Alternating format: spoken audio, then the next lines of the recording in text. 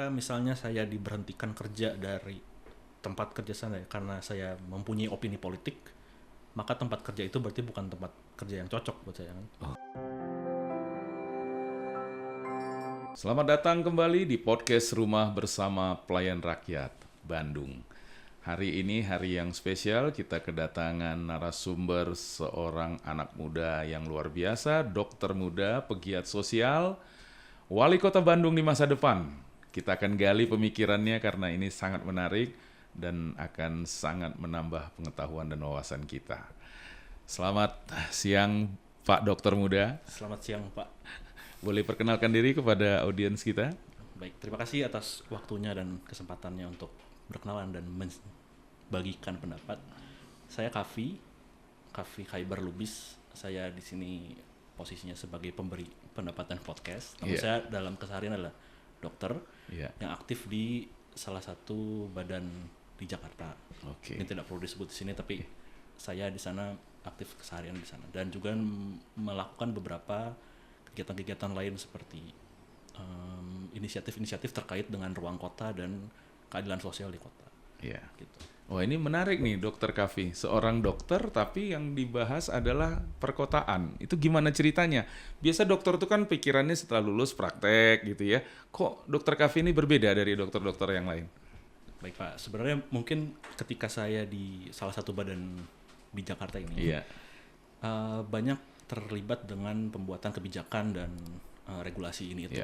Dan di sana saya belajar dan sadar juga bahwa kesehatan itu tidak hanya di kesehatan, tapi fisik, juga tidak hanya fisik, tapi juga kesehatan lingkungan, kesehatan sosial itu mempengaruhi kesehatan kita. Bahkan arsitektur, bagaimana ada atau tidaknya transportasi publik, sehat atau tidaknya antara hubungan kelompok sosial ini dengan itu mempengaruhi kesehatan seseorang. Sehingga saya melihat bahwa kesehatan itu nggak bisa di rumah sakit aja, tapi memperbaiki kota, memperbaiki hubungan antar komunitas itu membuat orang lebih sehat gitu. Dan itu pun sebenarnya tidak teori yang baru ya. Dan setelah mengetahui itu dan semangat dengan passion saya dulu untuk belajar mengenai lingkungan, saya kuliah lingkungan dan urban planning.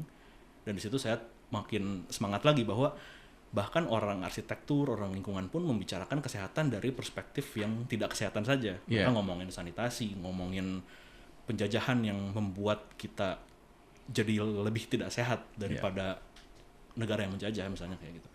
Dan itu yang membuat saya tertarik dengan isu kota karena kebanyakan orang kan sekarang akan tinggal di kota gitu sampai 2000 sekian. Dan disitulah ketika kota itu banyak orang tinggal, kita bisa membuat perubahan di dalam ruang-ruang kota tersebut begitu Pak. Iya, oke. Tidak banyak nih dokter seperti Dokter Kavi nih pemikirannya yang memperhatikan masalah-masalah sosial. Oke, Dokter Kavi selain menjadi seorang pegiat sosial gitu, apalagi nih kegiatan-kegiatan lain? Bisniskah barangkali atau apa? Kalau bisnis saya membantu istri saya ada bisnis di bidang, tapi saya hanya sebagai supporter dan tapi fondasi utamanya itu dilakukan oleh istri saya. Di situ saya lumayan sibuk juga sedikit. Tapi saya juga sempat bikin buku, di mana di dalam buku ini ada ide-ide terkait lingkungan, kesehatan, kedokteran, teknologi, masa depan anak muda dan kekhawatiran kita tentang bagaimana nih dunia dan kota akan berubah selama kita hidup. Dan di situ ada esai-esai pendek yang mengaitkan isu-isu tadi dan menjadi semacam manifesto ya. Dan di situ juga ada tentang orang tua saya dan bagaimana mereka membentuk saya dan agak personal juga. Tapi di situ menjadi salah satu mungkin titik awal dari mana ide-ide tersebut membawa ke kegiatan saya sekarang.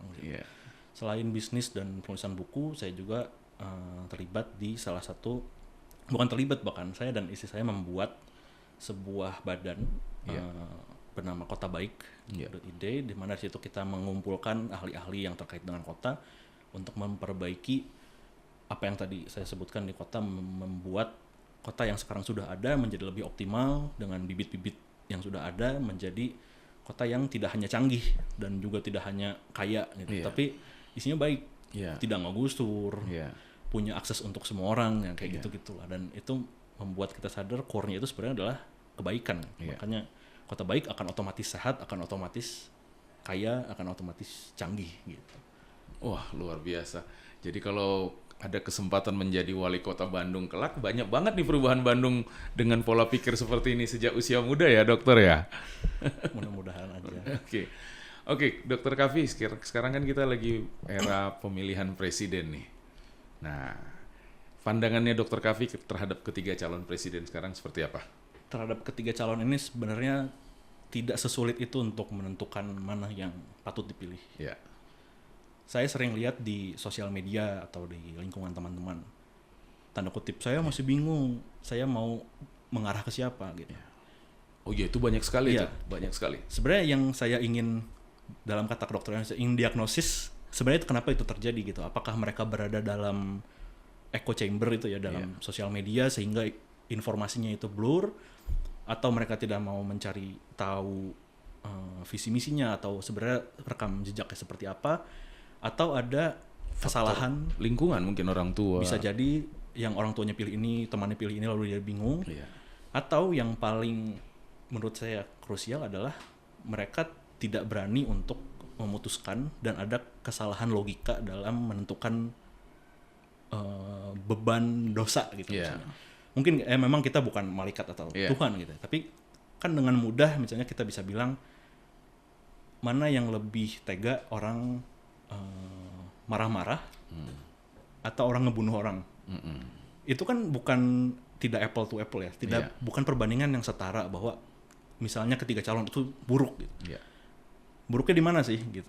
Nah, kita lihat buruknya itu ditimbang-timbang lah gitu. Walaupun tidak dalam standar religius misalnya ditimbang-timbang dosa ya, tapi kita lihat objektifnya kenapa Anda memberlakukan satu dosa itu sama beratnya dengan dosa yang lain. Dan di situ yang saya lihat banyak di generasi saya merasa bahwa selalu semuanya tuh evil gitu, semuanya jahat gitu. Padahal kan ada bobot-bobotnya sendiri ya, dan mereka tidak berani mengambil keputusan mana yang bobotnya lebih tidak jahat gitu.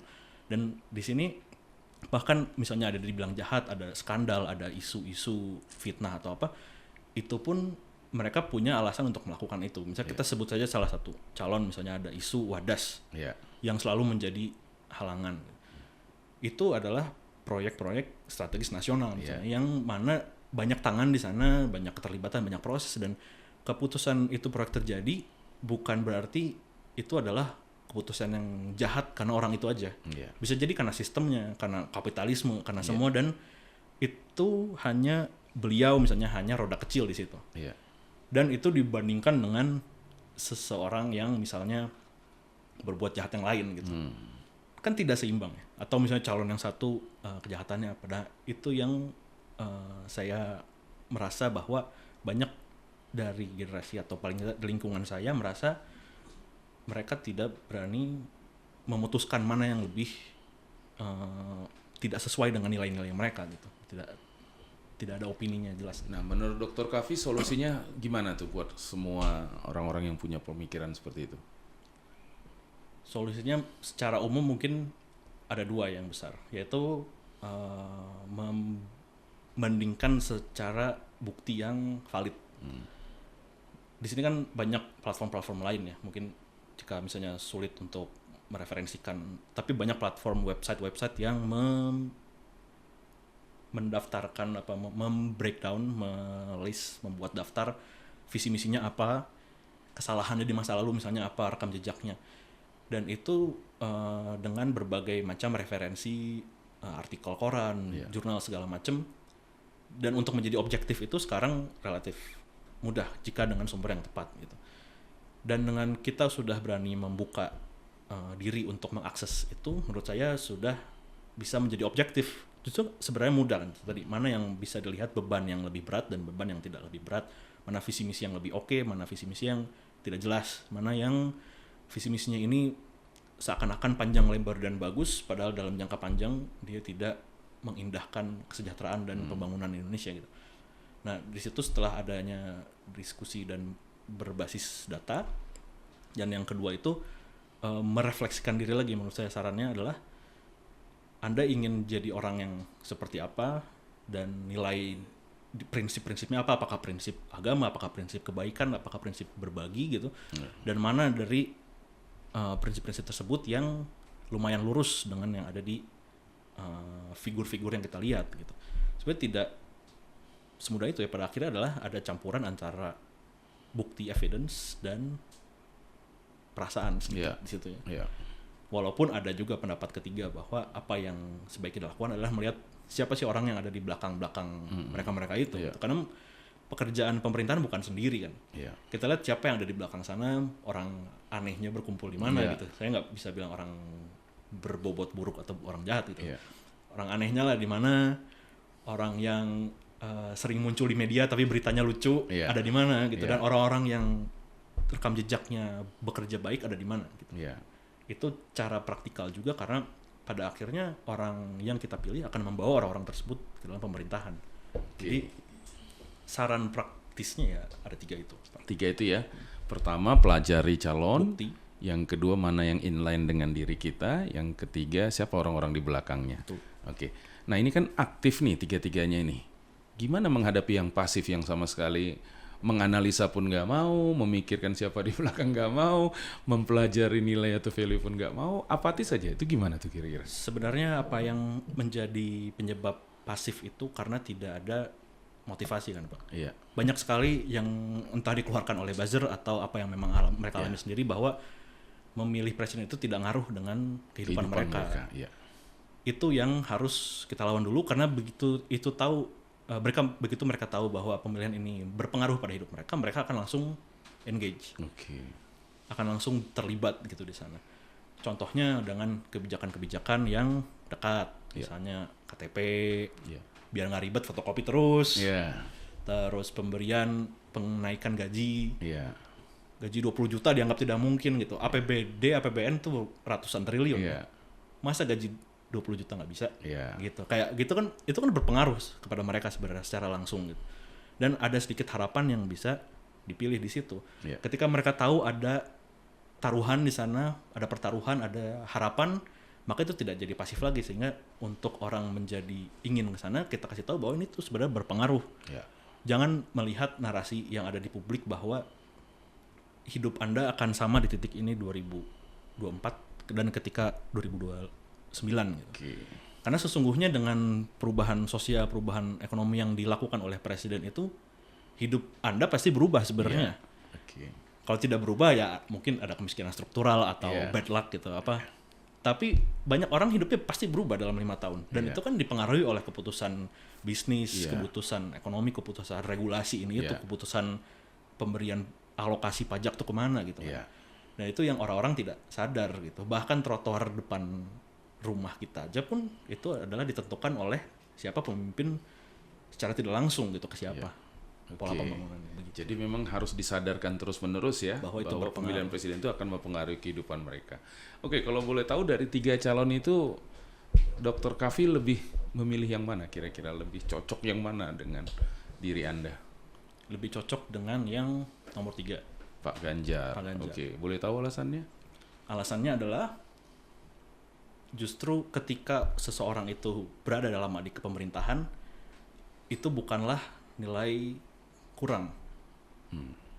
Pak Ganjar berada di pemerintahan sekarang berarti kurang lebih hampir 20 tahun. Banyak yang memframe itu sebagai sebuah kekurangan karena dia terlalu lama berada di sana gitu.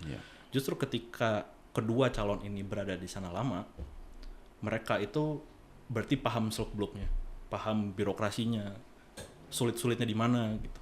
Dan ketika berada di atas akan memberikan perubahan gitu.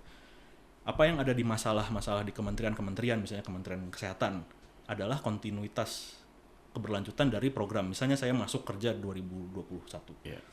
Buat proyek ini, tiba-tiba menterinya ganti. Lalu bingung kan? Karena orang yang datang yang baru itu tidak tahu konteksnya apa. Udah beda lagi. Dan ini bukan soal masalah keberlanjutan atau perubahan, tapi orang ini paham konteks atau enggak. Yang bagus dilanjutkan, yang jelek dihapus. Bagaimana apa yang sering Pak Ganjar bilang gitu. Ini bukan soal keberlanjutan atau diganti, tapi yang buruk ya kita ganti, yang sudah bagusnya kita lanjutkan. Dan itu banyak sekali perasaan-perasaan di kementerian-kementerian bahwa ketakutan mereka akan diganti, programnya akan berubah segala macam. Tapi ketika spiritnya tetap sama, nah itu, dan dengan konteks 20 tahun di kepemimpinan itu, mereka tahu mana yang seharusnya dilanjutkan gitu. Dan itu yang membuat saya merasa mereka adalah tokoh yang ideal selain poin-poin lainnya. Tapi itu salah satu yang utama. Lalu kedua, mungkin kenapa lebih sreg adalah bagaimana orang-orang di belakangnya. Ketika ada orang bilang Megawati ada di belakang beliau, ini saya sebut-sebut aja lah, Oma Banteng gitu. Saya merasa bahwa ketidaksukaan orang pada Megawati adalah ketidaksukaan publik pada wanita. Ya saya katakan itu. Apa yang buruk dari citra publik Megawati adalah citra perempuan yang bawel, DSB. Dan itu orang tidak suka. Tapi bayangkan jika tokoh lain yang laki-laki, yang suaranya commanding, mengatakan hal yang sama dengan Ibu Mega, pasti hal tersebut akan dipuji-puji dan tidak masalah, dikutip-kutip. Dianggap itu ketegasan. Sehingga saya merasa bahwa adanya beliau di belakang Pak Ganjar justru adalah sebuah kekuatan, karena ingat lagi bahwa reformasi dan kekuatan demokrasi kita sekarang dan perubahan-perubahan ada di KPK itu kebaikan-kebaikannya adalah yang dipicu oleh beliau gitu. Dan selain Bu Mega tentu banyak orang-orang lain di belakangnya yang akan, ya ketika di Google pasti tahu sendiri. Ada Pak Ahok, Pak Hasto ketika bupati, segala macam. Dan yang non kader gitu ya, termasuk Pak Mahfud anaknya Pak Maruf Amin, Mbak Yeni Wahid, negarawan Pak Gunawan Muhammad. Nah mereka semua terlepas dari terlibat akan dalam kompromi atau enggak, tapi menunjukkan bahwa pengalaman mereka bertahun-tahun, bukan berarti orang tua lebih benar, tapi bagaimana mereka memandang negara ini, mempunyai visi yang sama dan akan membantu beliau untuk membuat Indonesia yang berbudaya dan apa yang mereka berusaha jaga selama ini, begitu. Dokter Kavi nggak terpengaruh dengan image negatif yang dibangun tentang Pak Ganjar suka nonton film porno, menentang sepak bola dunia, tidak menyetujui U20 pada masa itu dan lain-lain tuh gimana? Berarti dua isu itu tadi apa ya? Porno dan Israel. Yang satu itu sempat ramai juga di Twitter. Dan sekarang mereka semua mendukung karena membuktikan justru bahwa Pak Ganjar bukan orang yang munafik. Di internet di mana-mana pasti ada porno kan. Pasti orang secara tidak langsung lihat gitu. Atau entah begitu beliau bilang apapun soal itu, tentu munafik untuk mengatakan bahwa orang tidak pernah lihat itu. Jadi menurut saya baik-baik saja. Yang kedua adalah soal Israel dan U20. Ini yang akan saya katakan lagi dengan sangat bangga bahwa Pak Ganjar adalah mungkin capres pertama di Indonesia dalam sejarah Indonesia sejak 1945 yang menyatakan semangat dekolonisasi pada waktu debat ketiga itu.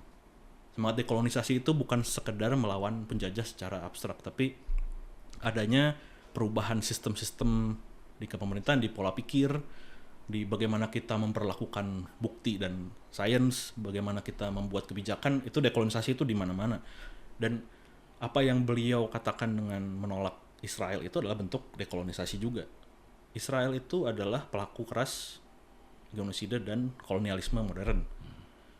Beliau menolak bukan karena arahan Bu Mega. Saya yakin ketika misalnya beliau di P3 atau beliau tidak terlibat dengan partai manapun, tetap akan menolak. Tetap akan menolak karena itu ada di UUD dan ada di semangat Pak Ganjar sejak dulu untuk melawan yang tidak benar gitu. Di situ ada Israel sebagai posisi penjahat perang. Dia akan datang ke Indonesia. Masa Indonesia sebagai negara dengan kaum muslimin yang besar, negara yang sempat dijajah, akan mendatangkan kembali negara bangsa yang sedang menjajah saat ini gitu. Pesannya kan itu ya, bukan ingin membuat anak-anak muda susah main bola gitu. Sama sekali bukan itu, tapi untuk secara sikap memberikan pernyataan bahwa saya tidak mau ada penjajah datang ke negara ini. Dan ketika menjelang Pilpres beliau masih melakukan langkah kontroversial itu buat saya berarti adalah sebuah langkah yang berani, dan berarti ketika melawan orang lain nanti yang tidak benar gitu akan dilakukan juga kan. Dan itu value yang juga kembali ke value tadi bahwa ini orang tidak takut-takut gitu. Ini orang nendang SD temboknya sampai rusak karena tahu itu SD-nya tidak sesuai dengan standar pembangunan dan bisa rubuh menimpa anak-anak gitu. Dia marah, dia lihat ini nggak bener gitu. Nah, kita butuh pemerintah butuh presiden yang mempunyai antara santun dengan sedikit rasa berani dan marah terhadap apa yang tidak benar gitu. Mungkin begitu sih. Jadi menurut Dr. Kavi justru itu kelebihan kalau kita mau pelajari dari Pak Ganjar. Betul sekali. Oke, tentu Dr. Kavi pengen dong Pak Ganjar yang menang. Nah, ada nggak usaha-usaha dari Dr. Kavi untuk mengajak teman atau kegiatan lain atau apa untuk memastikan Pak Ganjar mendapat dukungan elektoral yang lebih tinggi? Terima kasih Pak. Selain mungkin terlibat dalam beberapa kegiatan di luar kegiatan di dalam, maksudnya kegiatan di dalam beberapa organ, dan dengan diskusi dengan teman-teman, narasi yang saya bawa adalah bagaimana membuat generasi ini speak up, bersuara gitu. Caranya gimana? Dengan membuat mereka berani. Nah, apa yang membuat mereka takut untuk berbicara adalah menurut saya ada didasari oleh kedua hal. Yang satu, ketakutan akan kehilangan kapital, mungkin dipecat dari tempat kerjanya, gitu.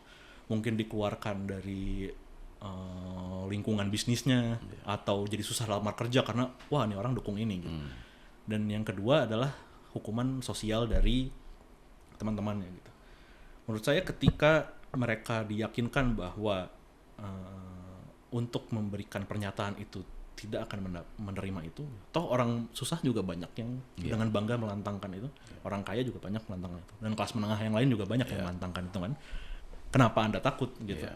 Karena itu hanyalah pembuatan oleh rezim sekarang gitu. Orang dibuat untuk netral, dibuat untuk takut, untuk memberikan dukungan terhadap ini. Dan ketika saya membaca dan mendiskusikan itu dengan beberapa orang di ruang sosial media, di teman-teman, itu yang timbul adalah mereka jadi lebih berani. Dan efeknya kan snowball. Satu orang akan lebih ngomong, apalagi ketika di sosial media itu efeknya multiplier gitu. Dan itu efektif sebenarnya dalam menimbulkan narasi bahwa kita nggak mesti takut untuk menunjukkan dukungan. Apa sih yang paling buruk dari itu gitu? Kalau misalnya yang paling buruknya dihilangkan gitu, emang ya patut takut gitu. Cuma sekarang kan tidak gitu. Jadi yang saya lakukan adalah diskusi dengan teman-teman, ngobrol, terlibat dalam beberapa kegiatan, dan membuka suara di sosial media. Dan itu yang saya harapkan juga muncul di rekan-rekan yang belum ngomong gitu. Dr. Kavi nggak takut akan ada efek negatif terhadap ekonomi Anda, kehidupan Anda, pergaulan Anda, dan lain-lain? Ketika misalnya saya diberhentikan kerja dari tempat kerja saya karena saya mempunyai opini politik, maka tempat kerja itu berarti bukan tempat kerja yang cocok buat saya. Oke, luar biasa. Menarik sekali bincang-bincang kita dengan dokter muda yang keren ini, Dr. Kavi. Dan tentu di bagian akhir Dr. Kavi akan punya pesan-pesan buat kita semua. Silakan, Dok. Terima kasih, Pak. Pesan terakhir mungkin, jangan takut, karena justru kenetralan kita dan kediaman kita itu menghalangi realita politik dan ekonomi yang sedang terjadi. Jika ada masalah tidak diomongkan, maka masalah itu akan terjadi makin buruk. Dan ketika kita memilih diam, masalah-masalah itu akan ada di balik selimut, diam-diam saja. Jadi saya ajak kita semua untuk tidak takut beropini, tidak takut mempunyai pendapat, dan menyuarakan sebenarnya kita dukung siapa, karena Indonesia sedang butuh itu agar kecurangan tidak terjadi secara diam-diam. Baik itu untuk pemilihan presiden, pemilihan partai politik segala macam, juga untuk kepentingan-kepentingan pembangunan di Indonesia yang lainnya, misalnya IKN, kereta cepat. Punyalah pendapat itu, entah itu mendukung atau menolak, paling enggak kita terlatih memiliki pendapat dan mengkritik, karena kritik dan saran itu adalah pondasi demokrasi. Mungkin begitu saja, dan tetap berani buat kita. Untuk tanggal 14 jangan lupa pesannya. Tetap datang, karena cuma 5 menit minimal kita bisa dapat foto, dan ketika kita memilih kita bisa menagih janjinya, karena dulu kita bisa bilang, saya nyoblos Bapak kalau misalnya terpilih, saya nyoblos Bapak, tapi Bapak tidak mengindahkan saya yang sudah memilih. Dan ketika yang terpilih bukan yang kita coblos, kita juga bisa dengan bangga bilang, saya nggak milih Bapak, makanya saya bisa marah-marah. Gitu kan. Kalau misalnya kita nggak ikut, kita tidak berhak untuk menuntut yang keterima atau menuntut yang tidak keterima gitu. Begitulah. Ya, demikianlah podcast kita hari ini dengan dokter muda, Dr. Kavi yang sangat keren. Jangan lupa, seperti pesan Dr. Kavi, tanggal 14 Februari 2024, datanglah ke TPS, berikan suaramu, karena satu suara akan menentukan nasib negeri ini 5 tahun ke depan. Terima kasih, sampai ketemu di podcast berikutnya. Dr. Kavi, sukses selalu. Terima kasih. Terima kasih sudah hadir di podcast kita. Selamat siang. Selamat siang.